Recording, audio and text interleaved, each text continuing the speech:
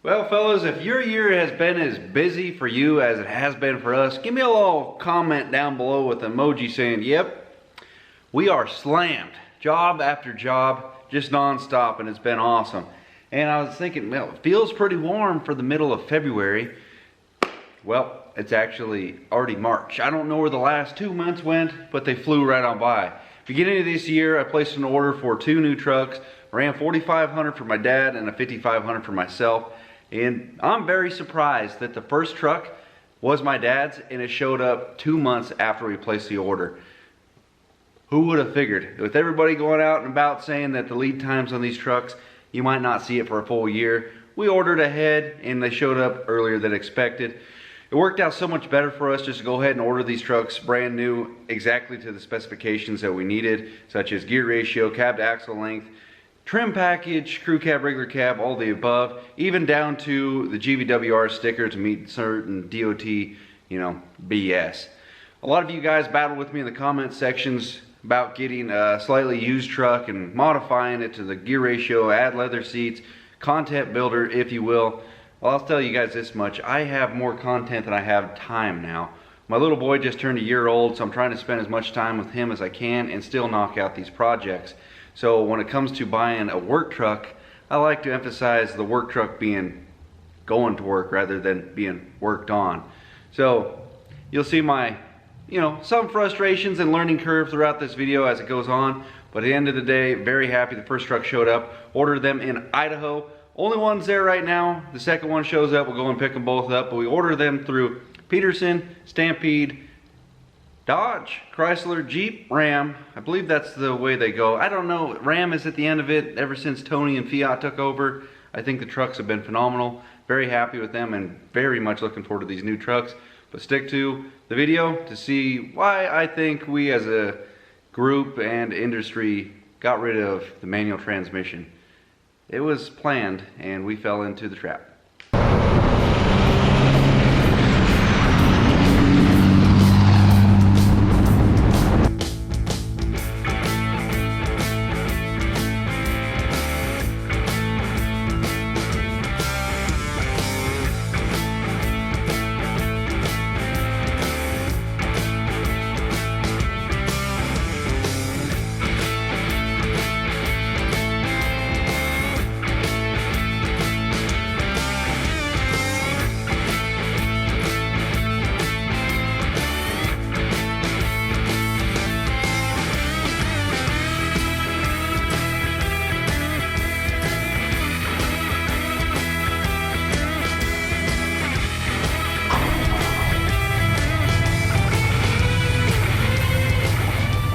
Afternoon, ladies and gentlemen. About to open up a can of worms. Sure have some trouble with you guys because, well, we're going to talk about what happened to the old stick shift trucks. Why is that not even an option anymore? And the reason I bring that up is because, well, ordered actually a new truck for myself and I ordered one for my dad. And, well, people are saying, where's the stick shift in it? Because I've given some description on it. They're going to be automatic trucks. And mainly because the new age automatic is quite a bit nicer and they don't even have a stick shift anymore. You guys new to the channel, my name's Sam and I got quite a few of these Dodge pickups with Cummins in it. Factory stick shift, factory stick shift, factory stick shift. We got the black sheep that's white. Got one automatic under the belt. I got several more of these trucks stashed around and I got a couple of them that were factory automatics that are no longer automatics. Swapped it out, put a manual 6-speed transmission in it. So much better. Typically, the automatic transmission, you left that for your riding lawnmower. What is that? It's kind of a belt driven thing. Or go-kart, centrifugal force, that's a clutch, kind of.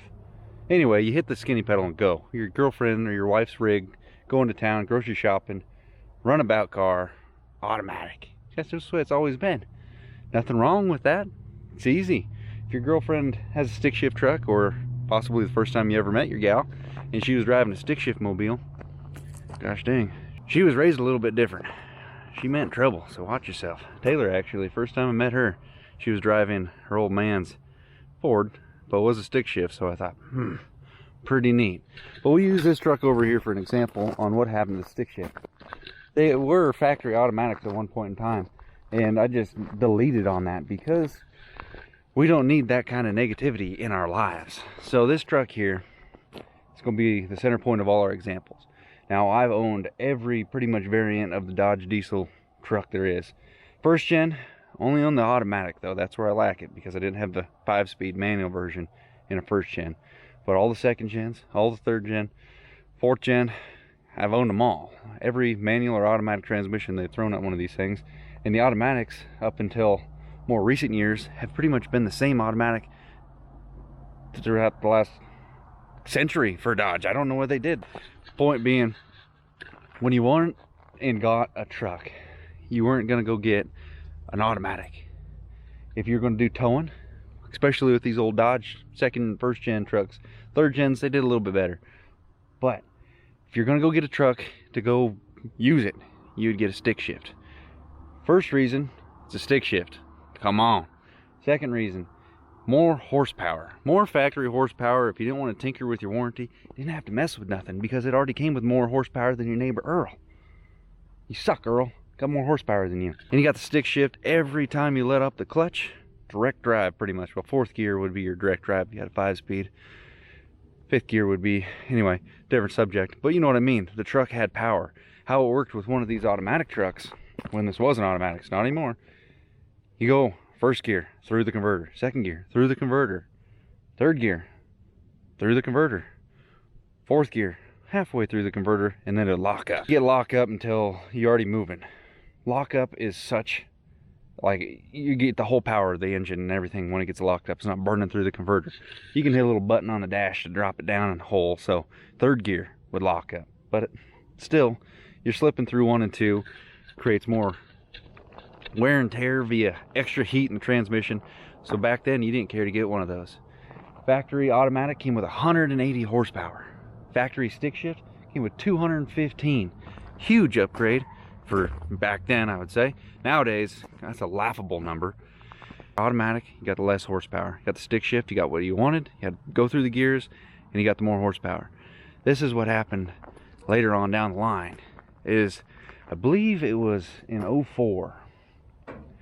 You know, I got these trucks staged around here so that it doesn't look like I got so many. If we put them all in one spot, it looks like I need an intervention because I got a problem. Fixing to be selling a couple of them, actually, because, well, we need to thin the herd. Registration, insurance, that's annoying. But anyway, 2004, regular truck. You will note 2004 and a half introduced the high output, which was an extra 20 horsepower. Only noticeable difference I think of is there's something in the computer, and I know this by experience. Ordered an exhaust brake for an 04. It came with a 3-inch exhaust housing for the downpipe. It's an 04 and a half, so it's got straight 4-inch. So they did have a different size exhaust. They did bump it up a little bit, but you also got, instead of just getting the stick shift with high output, you also got the 325 with the automatic. So no more did you have more horsepower than Earl with his automatic down the road. You guys both had the same horsepower, the same pulling power.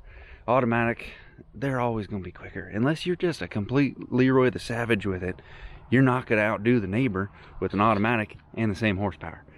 Towing, big hill, if he can put it in lockup, he's got up to speed before you did, and he's on the road. Sure, long term, there might be an issue, burn down the transmission, but let's face it, if you put any kind of extra horsepower to an automatic, typically, before the ISIN, they couldn't hang. But if you put any extra horsepower to a stock clutch, it couldn't hang either way. So either way, you're spending money either way. So I'm putting that. Pretty soon the automatic was the high output, and we as a society fell into the trap that the industry threw to us. For whatever reason, they wanted to get rid of the stick shift. And how they did that was they made the automatic obviously better. I mean, more driver friendly. Your gal friend, girlfriend, anybody, wife, they can take this and tow a gooseneck with it. Taylor's done it. And it's got more horsepower. The stick shift, I don't know why, but honestly, they gave torque numbers and horsepower numbers for those things, and it was like something like 300 foot-pounds of torque less. And then when it came down to horsepower, got like 60 less, and I was like, oh man, it's not even worth it getting a stick shift now. 2018 was the last year that Dodge offered manual transmission in the truck. I went to the lot, I wanted to buy one of them. I was aiming to get a 6-speed manual, long bed. Nah, I couldn't get the long bed because I wanted the Mega Cab. That's what I wanted. Mega Cab, 6-speed manual, dually. That's what I wanted. They happen to have one on the lot. It's kind of a rare-ish truck now, in my opinion. Took that thing for a test drive, and I thought, man, oh man, this thing sucks. For 70,000 bucks, it's complete dog. Yeah, I know. Bend down the rabbit hole. You could throw tune, delete, everything on it. That's what I did on this truck. 2008, this thing was offered being cabin chassis with a stick shift in it. This thing had 305 horsepower. It's got quite a bit more than that now, but it's also been subject to quite a bit more money thrown at it. I mean, I've spent a lot of hours working on this thing, multiple different variations. It hasn't burned up a clutch or nothing. The first one, technically, say 48,000 miles, it said no more. It was gone. And, you know, that's just the nature of the beast. Put another dual disc in it just recently here. It's working out great. But that's $2,000 worth of a clutch. You know, probably more if you're going to involve somebody else doing the labor. You know, everything's going to cost money. Start throwing power at it.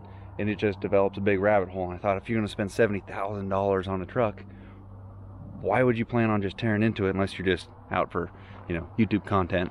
So I went and test drove the automatic. Die-hard stick shift guy. I have literally 8 trucks right now in my name, maybe more. I lost track. 1 automatic. So when the new 5500 shows up, I'll put a glimpse of Haas's truck. It already actually got to the dealer up in Idaho.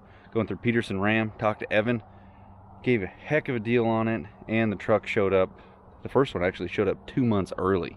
He didn't have to wait for an allotment. They already have them there. So if you want to order, they took orders and made it happen. Saved me $10,000 by going up there.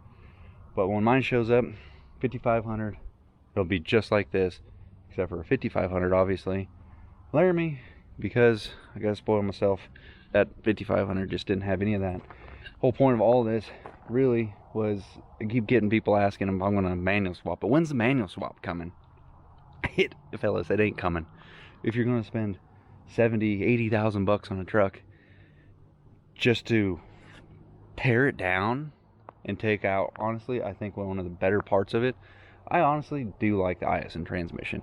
Yeah, it's kind of crude shifting sometimes, I'll admit. It's like kind of like, what the heck is that? But a firm shift lets you know it's doing the job. This one actually shifts very well, but I've ridden in a couple other trucks that shifting is a little bit different. And a smooth shift is nice, but smooth shift is letting the clutch in easy. So if you burn on the clutch a little bit with a stick shift, you're heating the clutch up. That's pretty much what it's doing.